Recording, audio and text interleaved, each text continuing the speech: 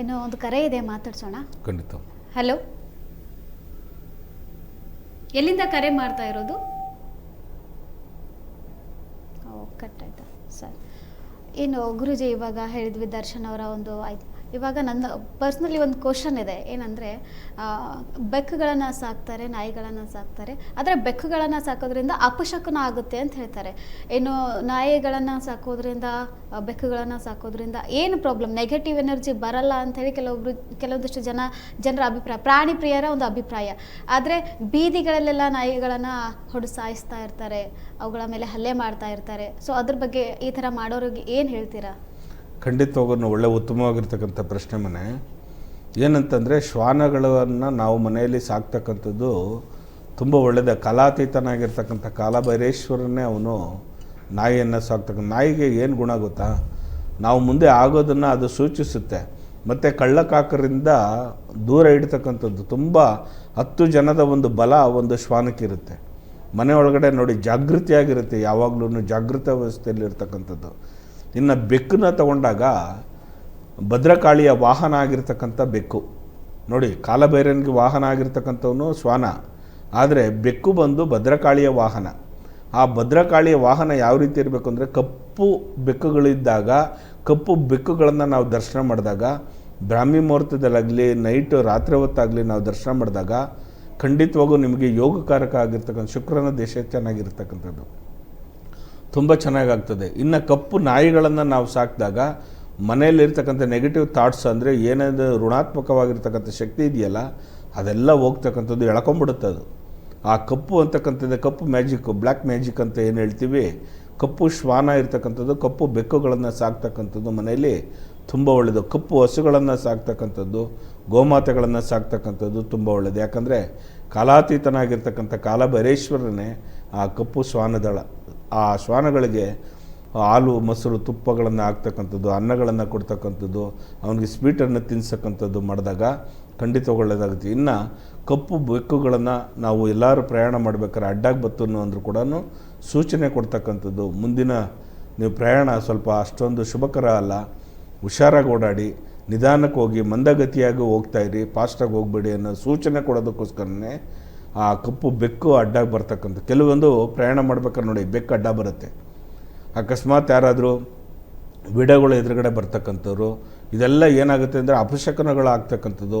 ಒಂಟಿ ಬ್ರಾಹ್ಮಣ ಕಾಣಿಸ್ಕೊಳ್ತಕ್ಕಂಥದ್ದು ಎದುರುಗಡೆ ಬಂದಾಗ ಪ್ರಯಾಣದಲ್ಲಿ, ಅವಾಗೆಲ್ಲ ನಿಷಿದ್ಧ ಮಾಡಬೇಕು. ಆರೆ ಗುದ್ಲಿಗಳು ಎತ್ಕೊಂಡು ಹೋಗ್ತಾ ಇರ್ತಾರೆ ನೀವು ಪ್ರಯಾಣ ಮಾಡ್ಬೇಕಾರೆ, ಸಂಖ್ಯೆಗಳು ಎತ್ಕೊಂಡು ಹೋಗ್ತಾ ಇರ್ತಾರೆ, ಇವೆಲ್ಲ ಅಪಶಕನಗಳು. ಸ್ವಲ್ಪ ನಾಯಿಗಳು ಬಗಳ್ತಾ ಇರ್ತಕ್ಕಂಥದ್ದು, ಕಾಗೆಗಳು ಕೂಗ್ತಕ್ಕಂಥದ್ದು ಅಪಘಾತ ಆದಾಗ, ಇವೆಲ್ಲ ಪ್ರಕೃತಿ ನಮಗೆ ಕೊಡ್ತಕ್ಕಂಥ ಒಂದು ಸೂಚನೆಗಳು. ಆ ಪ್ರಕೃತಿಯನ್ನು ನಾವು ಯಾವಾಗ ಪ್ರೀತಿಸ್ತೀವಿ, ಮನೆಗಳಲ್ಲಿ ನಾವು ಅದನ್ನು ಪ್ರಾಣಿ ಪಕ್ಷಿಗಳಿಗೆ ನಾವು ಯಾವಾಗ ನೋಡ್ಕೊಳ್ತೀವಿ, ಮನುಕುಲ ಅಷ್ಟೇ ತುಂಬ ಚೆನ್ನಾಗಿರುತ್ತೆ. ಆ ಮನುಕುಲದ ಮೇಲೆ ಅಷ್ಟೇ ಪರಿಣಾಮವನ್ನು ಬೀಳ್ತಕ್ಕಂಥದ್ದು.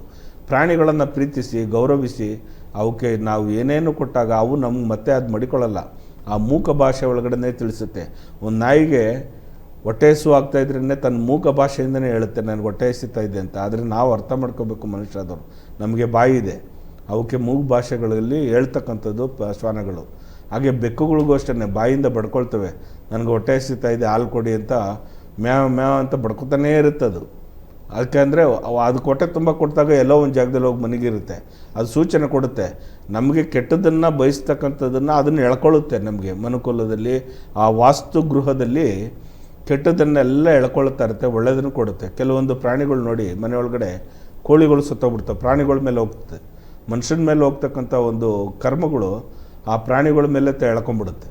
ನಾವು ಪ್ರಾಣಿ ಸತ್ತೋಗ್ಬಿಡ್ತಲ್ಲಪ್ಪ, ಅಯ್ಯೋ ಕುರಿ ಸತ್ತೋಗ್ಬಿಡ್ತು, ಹಸು ಸತ್ತೋಗ್ಬಿಡ್ತು, ನಾಯಿ ಸತ್ತೋಗ್ಬಿಡ್ತಲ್ಲ ಅಂತ ನೀವು ಅಂತಿರಲ್ವ, ಅದು ನಿಮ್ಮ ಗಂಡಾಂತರನ ಅವು ಎಳ್ಕೊಂಡು ಅವು ತನ್ನ ಪ್ರಾಣತ್ಯಾಗವನ್ನು ಮಾಡ್ತಕ್ಕಂಥದ್ದು ಪ್ರಾಣಿಗಳು. ಅಷ್ಟು ಪ್ರಾಣಿಗಳಿಗೆ ದಯೆ ಅಂತಕ್ಕಂಥದ್ದು ಜಾಸ್ತಿ ಇರುತ್ತೆ. ಹಾಗಾಗಿ ವಾಸ್ತುಗೃಹದಲ್ಲಿರ್ತಕ್ಕಂಥದ್ದು ಕಪ್ಪು ಶ್ವಾನಗಳನ್ನು, ಕಪ್ಪು ಬೆಕ್ಕುಗಳನ್ನು ಸಾಕ್ತಕ್ಕಂಥದ್ದು ತುಂಬ ಒಳ್ಳೆಯದಾಗುತ್ತೆ. ಗುರುಜಿ ಹೇಳಿದ್ರಿ, ಕಪ್ಪು ಬೆಕ್ಕುಗಳನ್ನು, ಕಪ್ಪು ನಾಯಿಗಳನ್ನು ಸಾಕಿದರೆ ನಮಗೆ ಶುಭ ಶಕನ ಆಗುತ್ತೆ, ನಮಗೆ ಒಂದು ಹಿಂಟ್ ಕೊಡುತ್ತೆ ಅಂತ ಹೇಳ್ತೀವಿ. ಬಟ್ ಕಲರ್ ಇರುತ್ತಲ್ಲ, ಅವುಗಳ ಬಗ್ಗೆ ಏನು ಹೇಳೋದಾದರೆ ಕೆಲವೊಬ್ರು ಪ್ರಶ್ನೆ ಇರುತ್ತೆ. ಗುರುಜಿ ಹೇಳಿದ್ರಪ್ಪ ಕಪ್ಪಿರೋ ನಾಯಿಗಳನ್ನು, ಕಪ್ಪಿರೋ ಬೆಕ್ಕುಗಳನ್ನು ಸಾಕಿದ್ರೆ, ಬಟ್ ಕಲರ್ ಆಗಿರುತ್ತಲ್ಲ ನಾಯಿ ಆಗಲಿ ಬೆಕ್ಕಾಗಲಿ, ಅದ್ರ ಖಂಡಿತ ಒಳ್ಳೆಯದಮ್ಮ.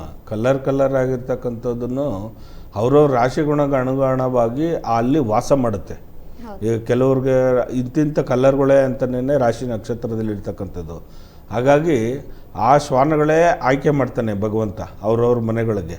ಇವಾಗ ಒಂದು ಬಿಳಿ ನಾಯಿ ತಗೊಳ್ಳಿ, ಆ ಬಿಳಿ ನಾಯಿದಲ್ಲಿ ಕನ್ಯಾ ರಾಶಿಯಲ್ಲಿ ಇರ್ತಕ್ಕಂಥವ್ರೆ ಜಾಸ್ತಿ ಪ್ರೀತಿಸ್ತಾ ಇರ್ತಾರೆ, ಧನುಷು ರಾಶಿಯಲ್ಲಿ ಇರ್ತಕ್ಕಂಥವ್ರು ಪ್ರೀತಿಸ್ತಾ ಇರ್ತಾರೆ, ಮೀನ ರಾಶಿಯಲ್ಲಿ ಇರ್ತಕ್ಕಂಥವ್ರು ಆ ಬಿಳಿ ಶ್ವಾನಗಳನ್ನು ಸಾಕಿರ್ತಾರೆ ಮನೆಯಲ್ಲಿ. ಹೌದು. ಇನ್ನು ಕಪ್ಪು ನಾಯಿಗಳನ್ನು ಬಂದು ಮಕರ ಮತ್ತು ಕುಂಭರಾಶಿಗೆ ಮೇಷರಾಶಿಯವರಿಗೆ ಈ ಕಪ್ಪು ಶ್ವಾನಗಳು ಆಗಿಬರುತ್ತೆ, ತುಂಬ ಚೆನ್ನಾಗಿ ಆಗಿಬರುತ್ತೆ. ಓ.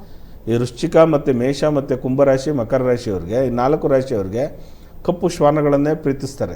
ಕಪ್ಪು ಆಗಿರ್ತಕ್ಕಂಥದ್ದೇ ಎತ್ಕೊಳ್ತಾರೆ, ಆಯ್ಕೆ ಮಾಡ್ತಾರೆ.